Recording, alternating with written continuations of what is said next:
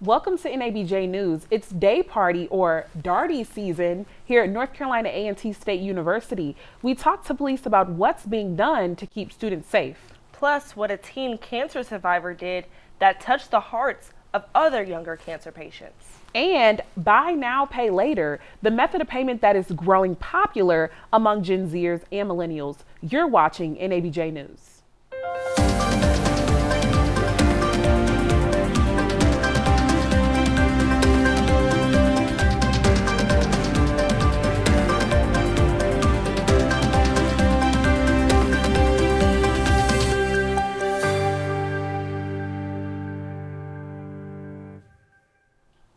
I'm Bethany Kate. And I'm Kennedy Wright. The warmer weather has arrived, and with that comes Darty season on the campus of North Carolina A&T. That is what students call outside day parties, and the events often draw large crowds. But that sparks some concern about safety. NABJ's Carolyn Adams reports on what is being done to keep students safe. Day parties, also known as darties, are a hot topic, especially when it gets warm outside. Students tell me that although they do enjoy the season, they are a little concerned for student safety. Take a look at this massive day party crowd on Thursday. It happened on the outskirts of North Carolina A&T's campus. The problem with this off-campus site for some students... This is where things can get a little bit more hazardous because, of course, everybody wants to continue the party. Of course, everybody wants to come on campus and, have fun and have bonding times. But then now, when you're leaving a secure... Julia Wosu is an A&T senior. She says those darties tend to spill over to campus and could lead to potential threats. Wosu says these risks could hinder future celebrations like homecoming and Aggie Fest. Kylie Rice is the Attorney General for the Student Government Association and works directly with university police. Rice says the agency uses drones and other safety tools to prevent any campus violence. UPD, their priority is to keep us safe. It's not for us to have fun, it's for us to be safe while being able to enjoy college life. Rice says UPD closely monitors social platforms. For NABJ News in Greensboro, Carolyn Adams. Although President Biden won the Democratic vote in Michigan, about 13% cast uncommitted ballots. This was largely a protest vote over Biden's handling of the war between Israel and Hamas.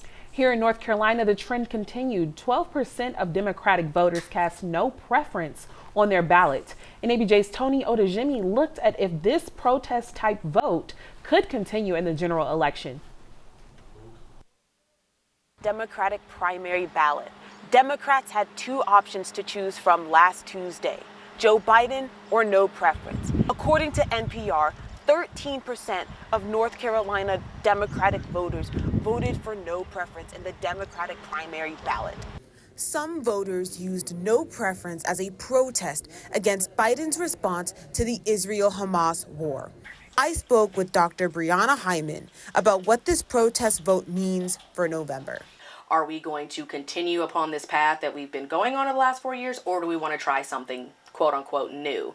Now, the new, of course, is just going to be a second Trump term. So now it's like, do we want more Biden or more Trump? Hyman wasn't surprised at the turnout of the no preference vote. Despite the outrage, she believes that most protest voters will turn around by November. Keon Jordan would like to agree. There's very little chance of any other candidate winning versus them two. So we have to just put the votes in the right spot. On the other hand, voters like Rena Marshy, an organizer at Abandon Biden, North Carolina, are organizing to show how serious they care about the Palestinian cause at the ballot box. The fallout is the Democratic Party is going to get kicked in the rear in the election, particularly in swing states. Come November, no preference won't be on the ballot. It'll be candidates only. Whether Americans choose to vote or to stay at home, those actions will have an impact on November's election. This is Tony Odejimi with NABJ News. Do you think that politicians should have an age limit? If so, you're not alone. According to Pew Research, 79% of Americans favor maximum age limits for elected officials in Washington. It is especially true right here in Greensboro. NABJ's Taylor Shrederick has more on the ongoing debate. The battle lines are drawn. In one corner, a candidate in his 80s. In the other corner, a candidate in his late 70s. On the sidelines, an electorate who doesn't want either of them. We should have better age limits in Congress, that you shouldn't just be able to make laws for a newer generation without being connected to that younger generation. Camilla Atkinson also believes some politicians have overstayed their welcome. Yes, some of them are too old because they're in their 60s or 70s. Some folks have even floated the idea of requiring competency tests for candidates. And mandatory mental competency tests for politicians over 75 years old. They're out of touch with the younger generation, and that may not be their focus right now. We've been talking to a lot of students here at A&T, and a lot have said that our politicians are just too old. But some have said not so fast. There might be a key ingredient that might be lost if we just kick them out. But just age alone, I don't think is a big enough indicator of wisdom. They're old crackheads that I wouldn't take advice from. A Business Insider poll finds 72% of voters want younger candidates, and one way to achieve that is by enacting age limits. To a certain extent, if you're still on traditional times, then maybe you should not be much in office. This is a story we will continue to monitor. For NABJ News, I am Taylor Shedrick. Russia is in the middle of a presidential election, but the outcome may already be determined. Vladimir Putin will likely be the winner. He's been in power for more than a decade and is getting ready to enter his 5th term. Only 3 candidates were approved to run against Putin. All other possible opposition candidates are either dead, in jail, or left in Russia and cannot get back in. Voting in Russia is taking place over 3 days and at 100,000 different locations, which will make supervising the results difficult. And excessive gang violence in Haiti has led to a nighttime curfew. It comes a week after the country's prime minister agreed to hold a general election in mid-2025. An initial 3-day curfew was extended after Haiti's national police struggles to contain the violence, leading to a state of emergency declaration. And coming up next, buy now, pay later. See just how popular that payment plan is for college students who are strapped for cash. Plus, can the city of Greensboro rebound on its money after missing out on a major basketball tournament? Stay tuned. You're watching NABJ News. Let me tell you something about the tri-state area. We have it all. Food, culture, business, the most unique people on the planet. Diverse neighborhoods have diverse needs. What happens here is just as vital as what happens here. That's why we live in the communities we serve. Reporting for the communities we serve. So when big things happen, you get the answers you need now. We know this because we live here too. We begin with Vote 2024 and the lack of turnout on Super Tuesday. Election officials say the turnout here in North Carolina was lower than years past. That's especially true right here on the campus of North Carolina A&T. NABJ's Latazia Duffy has more on why some students decided to sit out this election. First-year student Sydney Carnegie joins thousands of students on North Carolina A&T's campus who didn't vote in the primary election. I haven't voted yet because I'm still looking at both sides. She says additional resources could help more students get more excited about heading to the polls. I think they could hold more events on campus and just have more outlets to inform students about what to do when it comes to voting. Dr. Brianna Hyman, a professor of political science here on campus, tracked the primary election and said out of nearly 14,000 students on campus, only 747 voted. Unfortunately, a lot of people just don't know how the primary system kind of works. And so I think that lack of kind of baseline knowledge impacts things a lot. North Carolina A&T freshman Tyler Knight, who voted in the primary, says he wasn't surprised by the low turnout. He hopes to inspire others to head to the polls in November. I just wanted to make a change in our state and our country. And I felt like since I'm of the legal age to vote, I have the opportunity to do that. Of course, the students did feel inspired by the resources offered here on campus to move to the polls in the next election. For NABJ News, I am Zatazia Duffy. Staff on campus held a March to the Polls event as a way to increase voter turnout. They plan to hold similar events for the upcoming November election. Vice President Kamala Harris made history this week by becoming the first vice president to visit an abortion clinic. In fact, no sitting president or sitting vice president has ever made a stop like this. The vice president visited the Planned Parenthood in Minnesota on Thursday. It is just one stop on her so-called Fight for Reproductive Freedoms tour. The Biden campaign believes the issues of reproductive rights will bring more people out to the polls. The average price of a house in Greensboro is now a whopping $248,000. That number is up more than 5% over last year, according to Zillow. That amounts to more than $2,000 a month for a mortgage that most college graduates just don't have.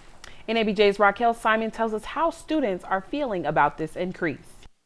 North Carolina A&T students say they're in shock as they start to look for a place to live in the local housing market. Definitely a struggle. Sessoms is a first-generation college student who says he did not receive housing after his freshman year, so he's quickly adjusted to living off campus. He's just one of the many students trying to navigate the process of finding an affordable apartment. It's something I'm trying to actually research as of right now to see what's the best option. But I know my friend was trying to look for an apartment for herself, and it was already $1,700 for a one-bedroom apartment. So students are concerned about the housing market as they look to the future with the rising prices of developments in North Carolina. Just want to make sure I have a decent enough job and also, the means to live, because like you said, everything is going to go up. It's expensive now, but imagine 2 years from now when I'm actually graduating and stuff like that. Even if maybe my rent's covered, I still need stuff in my house or just to eat. So yeah, I've had to work mostly full time while being in school. Senior Amaya Thomas says reality hit as she prepares to find an apartment because the cost of living is so high. How much we getting paid don't add up to how much people have to pay to live. With the current average rent prices nationwide, college students will have the affordability of future housing options at the forefront of their minds for the foreseeable future. For NABJ News, I'm Raquel Simon. And going out in Greensboro could look a little different now that the city is searching for ways to make nightlife safer. 4 people have died in the city this year around nightclubs, and the Greensboro City Council is considering creating a new ordinance centered around liquor permits for nightclubs, lounges, and bars. The ordinance has not been finalized, and the permits could give the city the power to shut down questionable businesses or subject fines. The jury is still out on how business owners will react to this new ordinance. Avid TikTok users are trying to understand what could happen if the popular social media app is cut off in the United States. A bill working through Congress gives TikTok 180 days to get rid of its parent company and find a new one. NABJ's Olivia Brooks talked to students at North Carolina A&T about how a potential ban could also cut off their online community.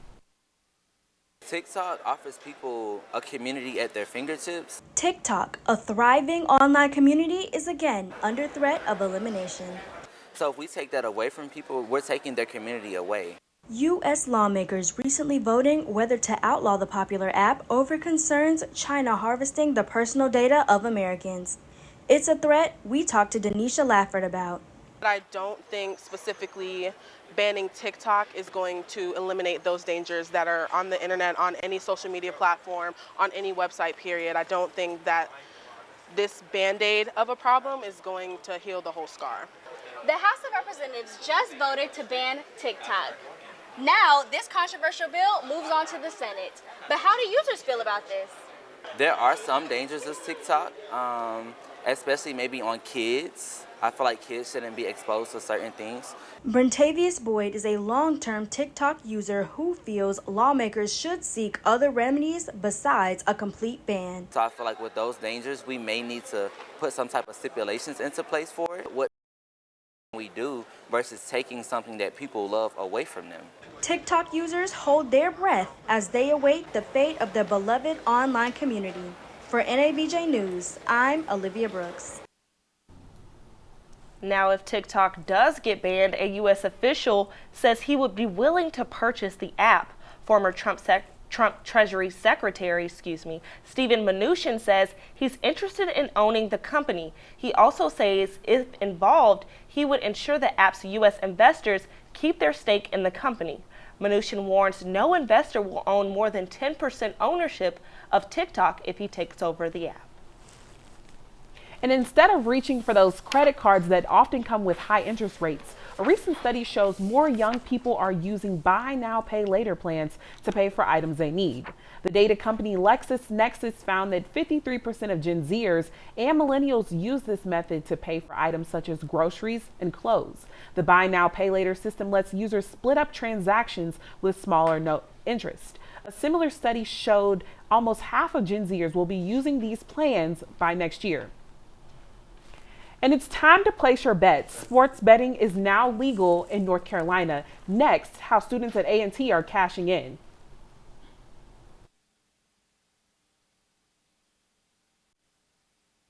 It's always been here, and it's essential to our history. It's in every class, the students feel it, and even our professors feel it too.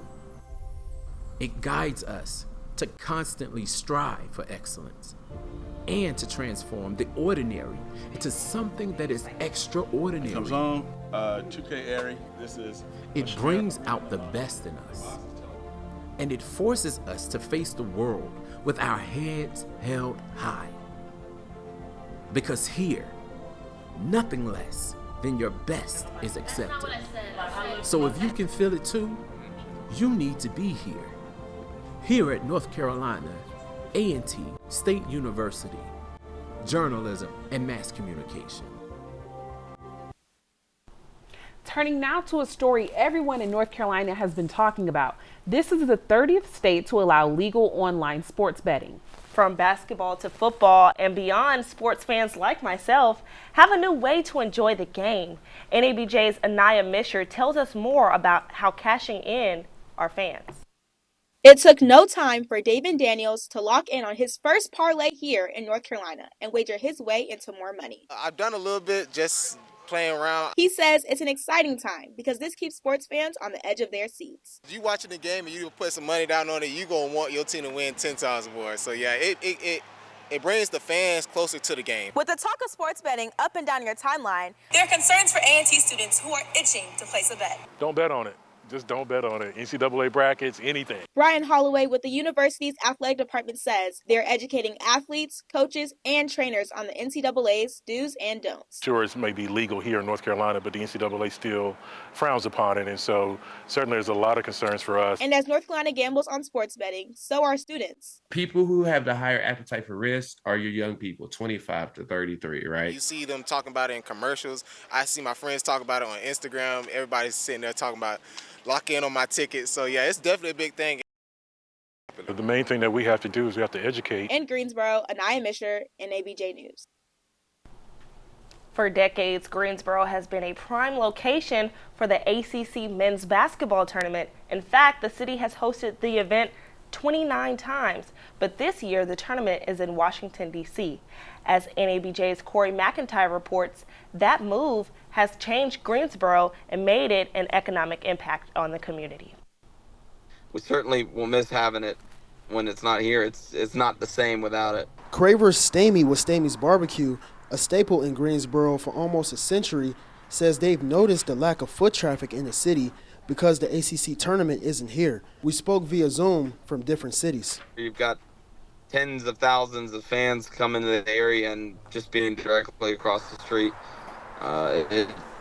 It'll turn a normal week into an extremely busy week. Greensboro Sports Foundation also recognizes the impact that this tournament has on the city. When the men's tournament is here, it's a huge impact to our community. It's about $13.5 million worth of economic impact compared to the women's tournament, which is about $8 million. President of Greensboro Sports Foundation, Richard Beard, says the move not only causes the city to lose out on millions of dollars, but it also takes away national exposure to the city, something that you can't place a dollar value on. Craver Stamey says their business will take a hit with the absence of the tournament, but they're hopeful for the future.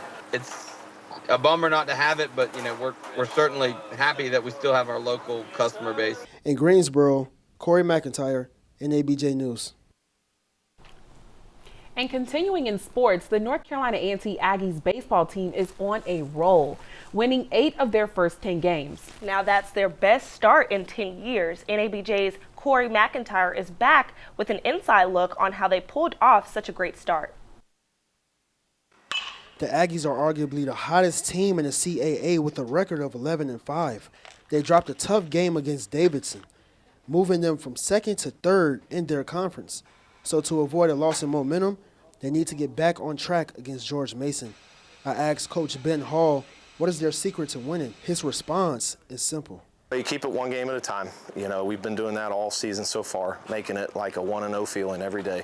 And for right now, our job's come out and practice at a high level today, get prepared for what we need to do this weekend. This is his 10th year coaching for the Aggies. He believes he knows what it takes to win. We need to be multifaceted, and we need to be able to score in different ways, and we got to play defense, and we have to pitch. I think when you're doing all three well, you're giving yourself a chance to win every day. Shamar Dalton is off to a blazing start this season. He is among the top of the team in terms of batting average and hits so far. Even though the odds are on their side, Dalton doesn't want to take a day off. Don't take anybody for granted, because anybody can beat us any given time. So just go in there with the right mindset, execute the plan. Why can't it be us? Those were the words Shamar Dalton told me about becoming CAA champions this season. This is Dalton's last season as an Aggie, so he plans to knock this one out of the park. Reporting for NABJ News, I'm Corey McIntyre. Americans are spending more money in stores, and a report from the Commerce Department says spending on all goods and food services rose 0.6% in February. So what are people spending money on? Economists say sales at home improvement stores are actually up, while shoppers are spending less on clothes and groceries. And before you add on too many house projects, you might want to budget for more of what's parked in your driveway. Gas prices have been at an all-time high since 2022. Forbes reports that the average driver in the United States is paying $3.41 a gallon for regular unleaded. In North Carolina, the average is a bit lower at $3.24 a gallon. And the Girl Scouts of America are celebrating a special milestone. Tuesday was their 111th birthday. The Girl Scouts were founded on March 12, 1912, and it was founded in a way to bring young girls together to take part in service projects and outdoor adventures. And those cornerstones are still a part of its daily missions. The Girl Scouts sell about 200 million boxes of cookies a year. And coming up, the anniversary of a life-changing pandemic. How one university is working to make up for everything one group of graduates may have missed. Being a champion requires more than just strength and training. It's a mindset, one that believes you can be the very best. At North Carolina A&T, we applaud our Olympian medalists and members of the United States, Mexico, and Liberia national teams. Watching Trevor Stewart and Randall Ross Jr. make history in Tokyo were moments we'll never forget. We also applaud the 13,000 Aggies who were champions in so many other ways, from creating self-driving automobiles, to landing nationally competitive scholarships, to changing the face of STEM careers across America. It's often said at A&T that Aggies do. Well, don't think for a second that Aggie champions are ever done. North Carolina A&T, home of champions.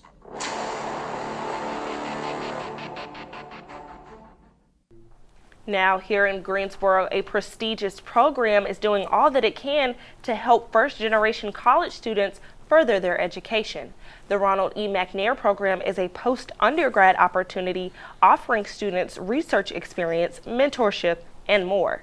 NABJ's Jordan Holly joins us now to tell us more about their impact. Here at Trio Student Support Services at North Carolina A&T State University is where it all starts. The Ronald E. McNair Post-Baccalaureate Program caters to first-generation college students, minorities, and low-income families. This program offers North Carolina A&T students a way to get their PhD by receiving research stipends and other scholarly activities, that prepares students for educational success. Try to give them as many uh, forward-thinking tools and equip them for what that looks like. Dr. Ronald E. McNair, a graduate of A&T, was an astronaut candidate selected by NASA in January of 1978. After his death, Congress provided funding for the Ronald E. McNair Post-Baccalaureate Program as dedication to Ronald E. McNair. It's an arm of the TRIO initiative out of the Department of Education. It's a federally funded grant program. In order to participate in this program, students must be a sophomore or junior with a 3.0 to apply. The application process opens in March. Now, we both got a glimpse of this, but the once known class of COVID, which endured no high school graduation or prom, is gearing up for their college graduation. Now, there are a lot of firsts for these students in North Carolina A&T wants to make this experience memorable. Mercy Sakur shines a light on this lost class. Graduating seniors are here today in preparation for graduation, something that they didn't necessarily get to do in 2020. It's official.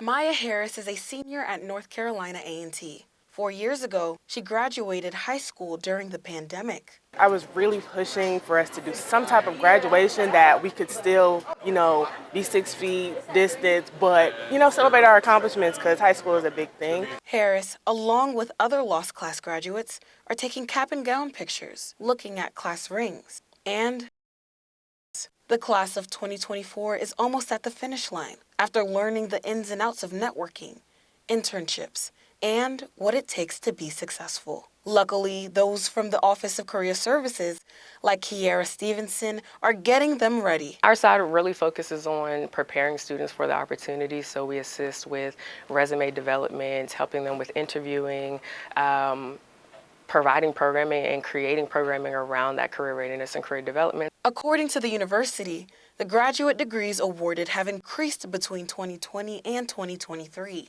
Harris hopes to be in their number before she begins her new journey at her Under Armour internship.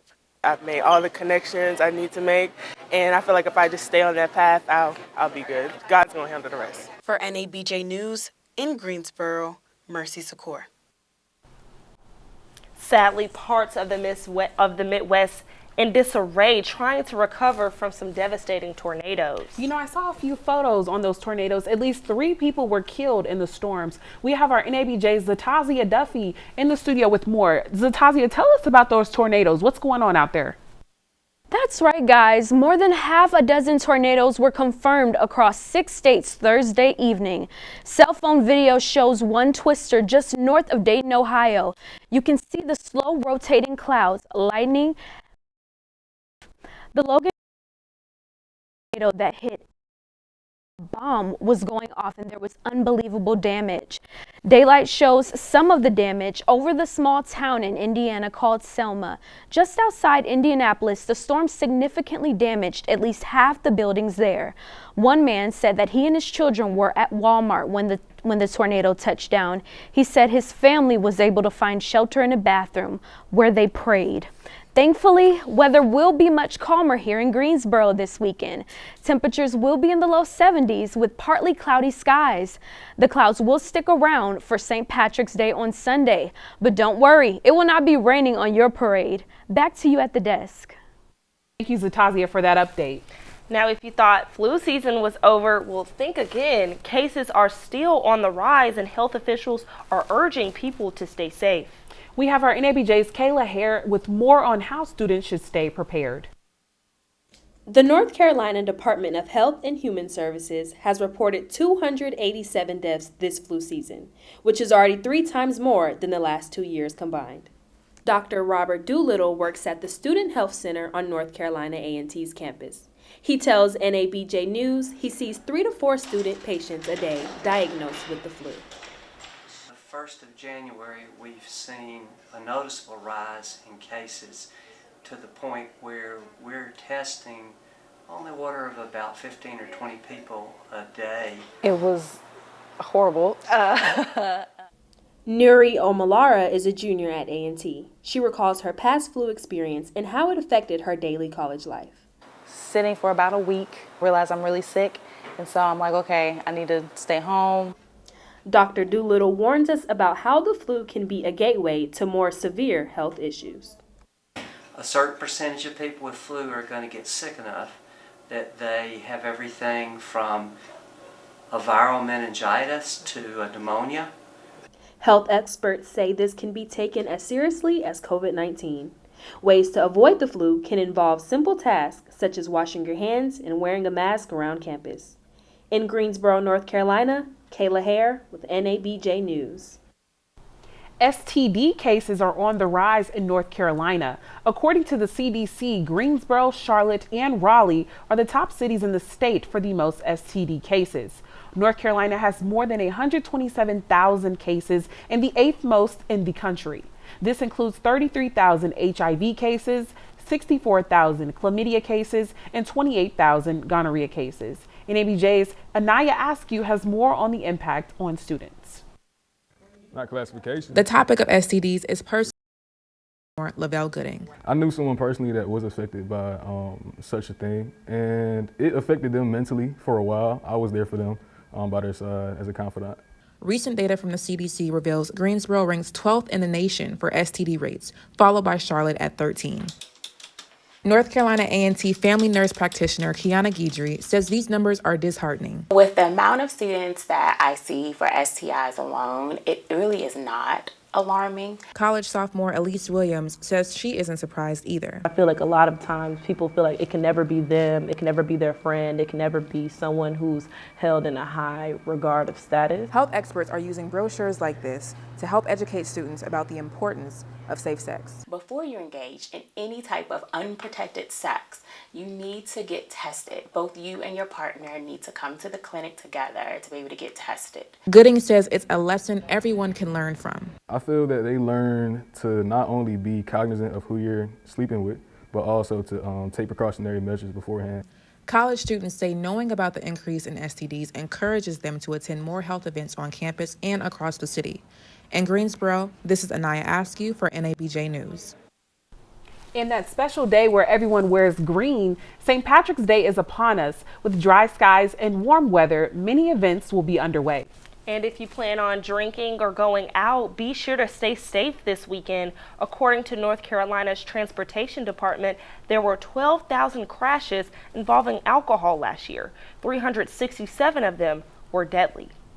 We advise you to please stay safe and have a happy St. Patrick's Day. And there's certain exercises that scientists say could lower your blood pressure. Also, a wish turned blessing, how a teenager used her Make-A-Wish donation to help other children who needed a smile. That and more after this break. You're watching NABJ News. Today, it feels like we're all just coming apart. The strain on us is very real.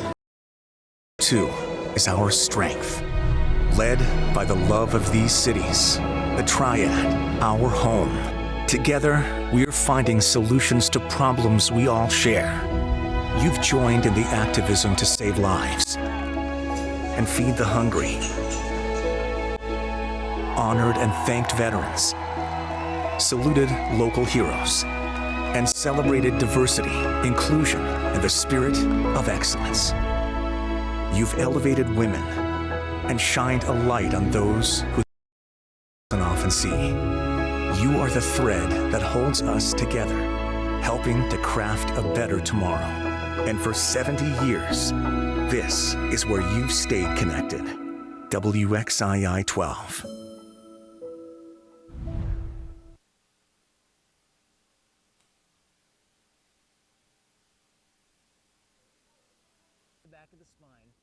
To lower your blood pressure? If so, a new study shows you may want to consider isometric exercise.